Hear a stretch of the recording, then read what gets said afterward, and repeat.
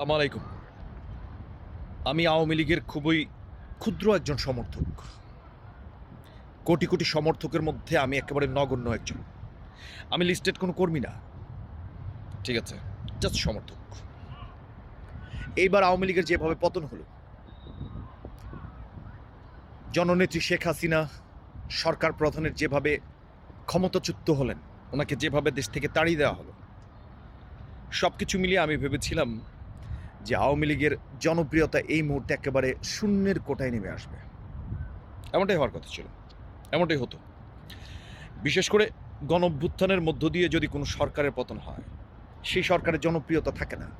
আর এইবারে গণঅভ্যুত্থান বলেন, যে আন্দোলন, এটা বলেন, এইটা বাংলার ইতিহাসে এই প্রথম। এতটা সহিংসতা কোনো আন্দোলনে ছিল না।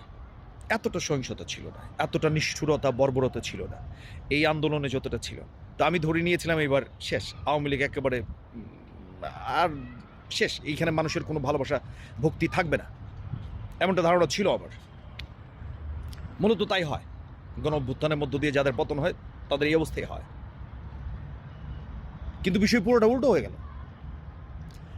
গত ২০০৮ সালে যখন ৪ দলীয় ঐক্যজোট সরকারের পতন হয় অভ্যুত্থানের মধ্য দিয়ে, তারপর ২ বছর তত্ত্বাবধায়ক সরকার একটা শাসন করেন, ফখরুদ্দিনের সরকার।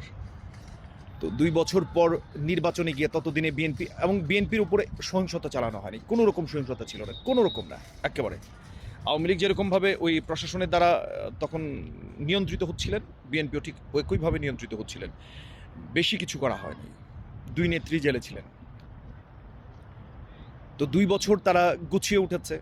গুছিয়ে ওঠার পরেও তাদের ৪ দলীয় ঐক্যজোট সবার মিলিয়ে তাদের জনপ্রিয়তা ছিল ৩০-এর নিচে। আর আওয়ামী লীগ একাই প্রায় 70%। কল্পনা করা যায়? তো এইবার ধরে নিয়েছিলাম, এইবার যেহেতু আন্দোলনটা ভিন্ন মাত্রা নিয়েছে এবং এখানে প্রশাসনও অন্যভাবে কাজ করেছে, বিভিন্ন মেকানিজম কাজ করেছে এখানে, সবাই জানি কম বেশি। এবং বাধ্য হয়েছে সরকার প্রধান দেশ ত্যাগ করতে, তাকে বাধ্য করা হয়েছে। তো এইবার তাহলে কি হওয়া উচিত? জিরো হওয়া উচিত জনপ্রিয়তা। কিন্তু জনপ্রিয়তা দেখলাম উল্টো হয়ে গেল।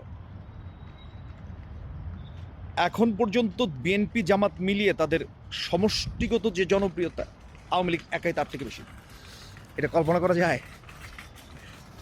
এটা কল্পনা করা যায় না। অদ্ভুত। এই বাংলাদেশ চেনা বড়ই অদ্ভুত। বুঝতে পারছেন? আল্লাহ করিম, সাহস রাখেন মনে। আওয়ামী লীগ যদি নির্বাচন করার সুযোগ পায়, আপনি অনেকটা নিশ্চিত থাকতে পারেন 80% আওয়ামী লীগ সরকার গঠন একাই করতে পারে, একাই। আর যদি একা না করতে পারে, নির্বাচন করার সুযোগ পেলে পরে আওয়ামী লীগ কোয়ালিশন সরকার গঠন করবে। আওয়ামী লীগই করবে। বিএনপি জামাত মনে হয় না পাবে। মনে হয় না, কেন পাবে না আমি জানি না। এই মুহূর্তে বিএনপির জনপ্রিয়তা থাকার কথা ছিল একাই ৬০-৭০, কি আরও বেশি, ৮০। বিএনপি এবং জামাতের জনপ্রিয়তা, সমষ্টিগত জনপ্রিয়তা প্রায় ৯০ থাকার কথা ছিল। সে জায়গায় তারা ৪০-এ পড়ে আছে। কল্পনা করা যায় এটা?